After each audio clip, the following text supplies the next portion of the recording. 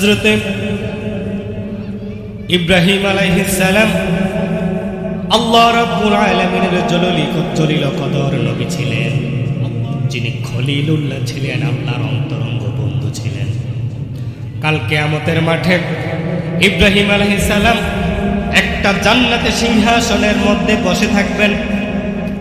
তার শরীরে থাকবে জান্নাতি পোশাক, তার মাথায় থাকবে জান্নাতি মুকুট, আশেপাশে ফেরেশতারা দাঁড়িয়ে থাকবে। এমন সময় তিনার বাবাকে জাহান্নামের শিকল গলায় এবং হাতে পায়ে লাগিয়ে টেনে হিসড়ে জাহান্নামের দিকে নিয়ে যাওয়া হবে। ইব্রাহিম আলাইহিস সালামের চেহারার দিকে তার বাবার নজর পড়ে যাবে, ফেল ফেল করে তাকিয়ে থাকবে আর বলবে, আহারে আমার সন্তান কত শান শৌকতে আছে, আমার সন্তান কত সম্মানের সাথে আছে, কত আরামে আছে, আর আমি পিতা হয়ে আজকে দুর্দশার মধ্যে আছি।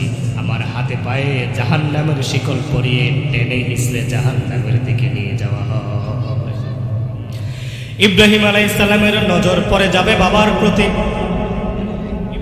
নজর পড়ে যাওয়ার সাথে সাথে ইব্রাহিম আলাইহিস সালাম ফেল ফেল করে তাকিয়ে থাকবে বাবার দিকে, বাবাও তাকিয়ে থাকবে ছেলের দিকে। ইব্রাহিম আলাইহিস সালাম বলবে, ও বাবা, দুনিয়া থাকতে কত বলেছে আল্লাহর প্রতি ঈমান আনো, আমার প্রতি ঈমান আনো, মূর্তি পূজা করো না, আল্লাহ ছাড়া কারোর কাছে মাথা নত করো না, কিন্তু তখন তো শোনো নাই, আমার কথা শোনো নাই, আল্লাহ ছাড়া তুমি আল্লাহর প্রতি ঈমান আনো নাই। এবার আজর তার বাবা চোখের পানিগুলো ছেড়ে দিয়ে বলবে, ও ইব্রাহিম, আমার কলিজার টুকরা সন্তান, আমি তোমাকে কথা দিলাম, আমি বুঝি নাই, ভুল করেছি, অন্যায় করেছি, কিন্তু আজকের দিনে আমি তোমাকে কথা দিলাম, আজ থেকে আমি আর তোমার কোনো কথার অবাধ্য হব না, আমি এখন কালেমা পড়ে মুসলমান হয়ে যাব। ইব্রাহিম আলাইহিস সালাম এবার আকাশের দিকে তাকিয়ে আল্লাহ রাব্বুল আলামিনের কাছে বলবেন, ইয়া রাব্বি ইন্নাকা ওয়া'দাতানি আল্লা তুখজিয়ানি ইয়াওমা ইয়াবআসুন। ও রব, ও আমার প্রতিপালক, তুমি তো আমাকে ওয়াদা দিয়েছিলা, তুমি তো আমাকে কথা দিয়েছিলে, আজকের দিনে তুমি আমাকে লজ্জা দিবা না, শরম দিবা না। সুতরাং আমি তোমার কাছে ফরিয়াদ করি, আমি তোমার কাছে ফরিয়াদ করে আজকের দিনে আমার বাবাকে জাহান্নাম থেকে জান্নাতে পৌঁছায়া দাও, জাহান্নাম থেকে বাঁচায়া দাও, জান্নাতি বানায়া দাও।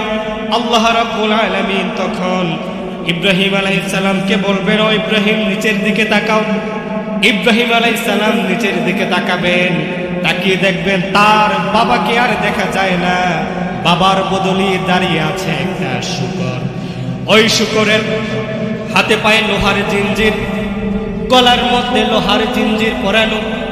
আল্লাহ রাব্বুল আলামিন বুঝাইয়া দেয়, ও ইব্রাহিম, তোমার বাবা তখন এই জায়গায় ছিল, যার কারণে দুনিয়াবাসীর কাছে তোমার লজ্জা ছিল, নবীর বাবা জাহান্নামে যায়, কিন্তু তোমার বাবার সুরত পরিবর্তন করে দিলাম, মানুষ থেকে শূকর বানাইয়া দিলাম, তোমাকে লজ্জা থেকে বাঁচিয়ে দিলাম, কেউ আর তোমাকে চিনবে না, কিন্তু তোমার বাবা ঈমান আনে নাই, এই কারণে আমি তাকে জাহান্নাম থেকে বাঁচাতে পারবো না। পড়েন নাউযুবিল্লাহ।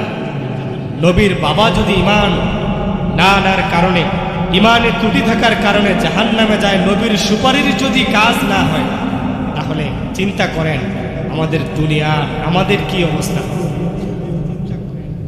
প্রিয় ভাইরা আমার, এই জন্য আমাদের ঈমানটাকে আমরা মজবুত করতে হবে।